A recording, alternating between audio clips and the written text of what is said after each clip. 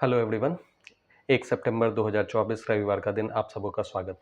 आज के इस वीडियो में हम लोग वेल्थ मैनेजमेंट से रिलेटेड लेटेस्ट ट्रेंड के बारे में बात करेंगे और लेटेस्ट ट्रेंड में हम लोग देखेंगे कि किस तरह से वेल्थ मैनेजमेंट जो है इस समय जो है वो देखने को हमें मिल रहा है। तो सबसे पहले हम लोग बात करते हैं कि जो पहला ट्रेंड जो हमें वेल्थ मैनेजमेंट के एस्पेक्ट में देखने को मिल रहा है वो है डायरेक्ट इंडेक्सिंग का। सो डायरेक्ट इंडेक्सिंग बेसिकली क्या है? तो नॉर्मली जैसे आज के डेट में अगर हमें मान लीजिए कि इंडेक्स में इन्वेस्ट करना है तो इंडेक्स म्यूचुअल फंड जो हैं एक ऑप्शन होते हैं, या फिर जो निफ्टी के ईटीएफ जो हैं, निफ्टी 20 या फिर अदर रिलेटेड ईटीएफ जो हैं वो एक ऑप्शन होते हैं। लेकिन यहाँ पे समस्या क्या होती है? यहाँ पे समस्या ये होती है कि अगर हम इनके माध्यम से अगर इन्वेस्टमेंट करते हैं तो हम इंडेक्स में तो इन्वेस्टेड हैं, लेकिन यहाँ पे होता ये है कि इंडिविजुअल स्टॉक्स में हमने क्या होल्डिंग की हुई है ये हमें दिखता नहीं है। हमें कुमुलेटिव जो है वो हमारा पोजीशन उसमें दिख रहा होता है। तो अब उस उसी एस्पेक्ट में या उसी की तरह एक जो नया टर्म आज के ट्रेंड में चल रहा है वो है डायरेक्ट इंडेक्सिंग का। डायरेक्ट इंडेक्सिंग में हम लोग करते क्या है कि जिस रेशियो में निफ्टी का डिज़ाइन हमें देखने को मिलता है, डिफरेंट 50 स्टॉक्स का, निफ्टी 50 का, उसी रेशियो में जो है हम लोग डायरेक्ट स्टॉक्स को परचेस कर रहे हैं। और उससे होता ये है कि जो इंडेक्स फंड का जो है एग्जैक्ट रेप्लिका हम अपने अकाउंट में क्रिएट करते हैं। लेकिन इसका एडिशनल बेनिफिट क्या है?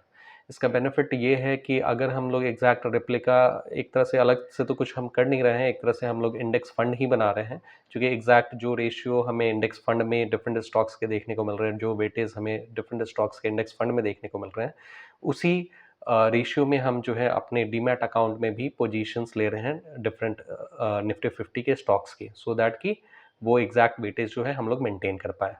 लेकिन इसका बेनिफिट ये होता है कि अगर इससे हमारा जो है डायरेक्ट कंट्रोल जो है हमारे स्टॉक्स पे, इंडिविजुअल स्टॉक्स पे, वो बेहतर वे में हमें देखने को मिलता है। इसके अलावा ऑटोनॉमी भी हमें होता है कि हम अपने स्टॉक्स को, इंडिविजुअल स्टॉक्स को देख सकते हैं। इसके अलावा ये एक जो मेजर बेनिफिट जो यहाँ पे देखने को मिल जाता है वो होता है टैक्स लॉस हार्वेस्टिंग का। एक्चुअल में एक फाइनेंशियल ईयर में हम अपने लॉस को अपने प्रॉफिट के अगेंस्ट में ऑफसेट कर सकते हैं।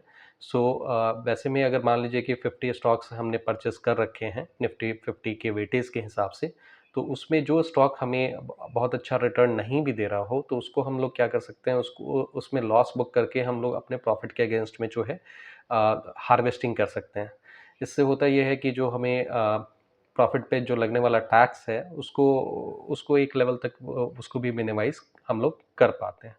सो नेट प्रॉफिट जो है उसको हम लोग अपने अकॉर्डिंग जो है वो मैनेज कर पाते हैं। तो टैक्स लॉस हार्वेस्टिंग जो है ये एक इसमें इसका एक बेहतर एप्लीकेशन हमें देखने को मिल जाता है। और इससे अगर आप देखें नेट टू नेट, तो लगभग 1% का ईयरली गेन हमें देखने को मिल सकता है। एक टेंटेटिव अगर आप देखें कि अगर कोई डायरेक्ट इंडेक्सिंग कर कर रहा है और कोई इंडेक्स म्यूचुअल फंड में या इंडेक्स ईटीएफ में इन्वेस्ट कर रहा है, तो उसके मुकाबले रेट ऑफ रिटर्न अगर आप देखेंगे तो 1% डायरेक्ट इंडेक्सिंग में ज़्यादा देखने को मिल सकता है। अगेन यहाँ पे ये जो टैक्स लॉस हार्वेस्टिंग का फंड आया है इसको कभी हम लोग दूसरे वीडियो में डिटेल में डिस्कस कर लेंगे। अभी एक दूसरा जो ट्रेंड हमें देखने को मिलेगा या मिल रहा है वो है वेल्थ ट्रांसफ़र का। सो वेल्थ ट्रांसफ़र बेसिकली अगर आप ये देखें कि जो 1950s और 60s के जनरेशन है, जिनको बेबी बूमर के नाम से भी हम लोग जान रहे होते हैं, वो आज के डेट में जो है अपने 70s के आसपास में हैं। एज एज के हिसाब से देखें तो वो अपने 70s के एज में पहुंच रखे हैं। बेबी बूमर्स मेनली वैसे इंडिविजुअल्स को, वैसे लोगों को कहा जाता है जो पोस्ट वर्ल्ड वॉर 2 के बाद में इस दुनिया में आए, बेसिकली पैदा हुए, आप ये समझें।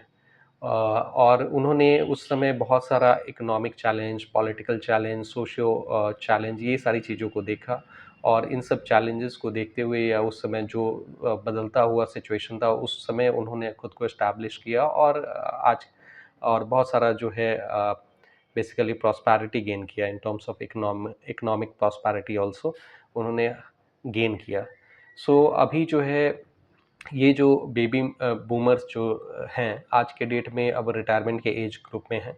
अब यहाँ से जो हमें देखने को मिल रहा है कि एक वेल्थ ट्रांसफ़र का भी सिचुएशन जो है आने वाले कुछ सालों में ये चलता रहेगा कि एक जनरेशन से दूसरे जनरेशन में वेल्थ ट्रांसफ़र देखने को मिलेगा। सो यंगर जनरेशन को के पास में एकाएक ह्यूज वेल्थ देख ह्यूज वेल्थ का ट्रांसफ़र देखने को मिलेगा, और वो जो है कहीं ना कहीं अगर आप देखें तो वो अपना रास्ता जो है इन्वेस्टमेंट के डायरेक्शन में देखेंगे तो मार्केट वगैरह में भी उसका फ्लो हमें देखने को मिल सकता है। तो ये एक ट्रेंड कुछ सालों तक कंटिन्यू रहने को मिलेगा।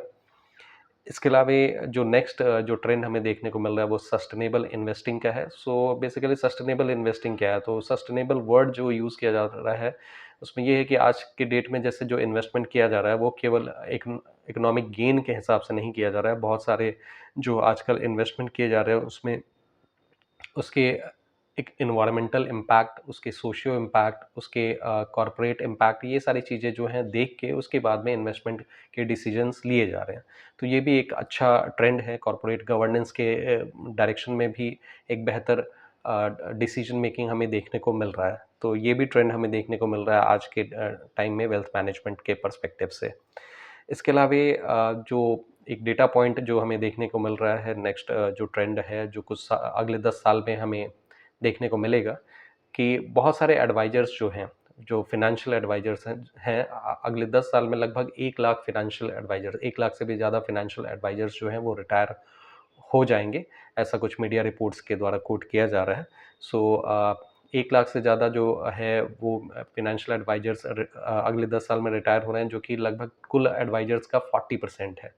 सो अब देखें कि फाइनेंशियल एडवाइजर्स का जो नंबर है वो ड्रॉप होगा। हालांकि आज के डेट में सोशल मीडिया के डायरेक्शन में हर कोई जो है फाइनेंशियल ज्ञान जो है वो सर्कुलेट कर रहा होता है। इस चैनल में भी फ़िलहाल हम लोग यही कर रहे हैं। हालांकि ये प्योरली एजुकेशनल पर्पस के लिए फाइनेंशियल एडवाइज़र जो है they are authorised person to give you decision suggestion, और हम लोग भी डिस्क्लेमर के तौर पे ये ज़रूर कहते हैं कि आप अपने पर्सनल फाइनेंशियल एडवाइज़र से ज़रूर सलाह लें कोई भी बाइंग या सेलिंग डिसीजन लेने से पहले। यहाँ पे जस्ट हम एजुकेशनल पर्पस से इंफॉर्मेशन जो है वो एक्सचेंज कर रहे हैं, पास ऑन कर रहे हैं, दैट्स ऑल। सो ये कुछ लेटेस्ट ट्रेंड है वेल्थ मैनेजमेंट के डायरेक्शन में। और इनफैक्ट ये जो रिटायरिंग एडवाइजर्स वाला जो ट्रेंड है उसको उसको सोच के जो है बहुत सारे लोग जो हैं इस डायरेक्शन में को देख सकते हैं।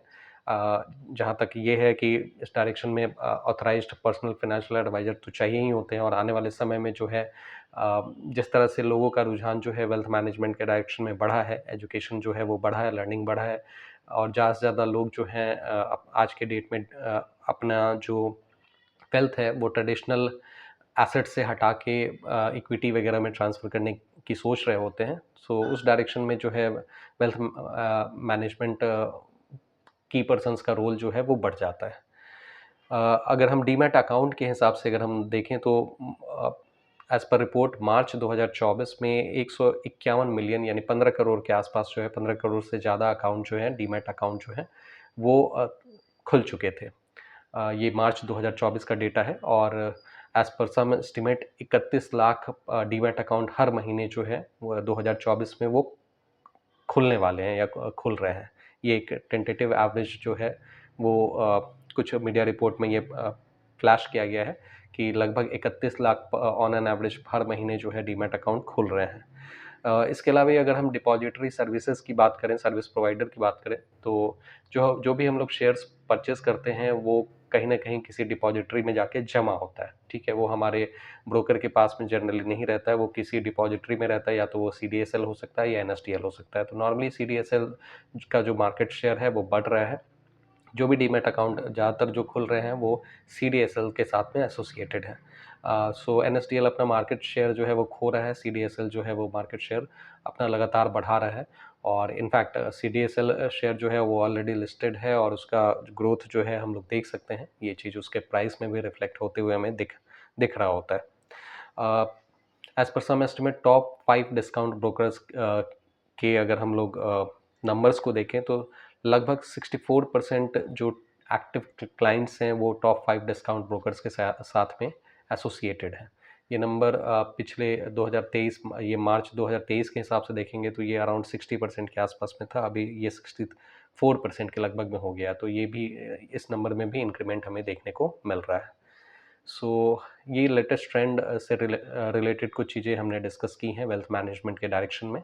सो आई होप आपको लगता है कि यहाँ से कुछ वैल्यू मिला है, तो आप इस वीडियो को लाइक करें, इस चैनल को सब्सक्राइब करें। अगर आपके कुछ क्वेरी हैं तो नीचे कमेंट बॉक्स में ज़रूर मेंशन करें। Thank you for your participation.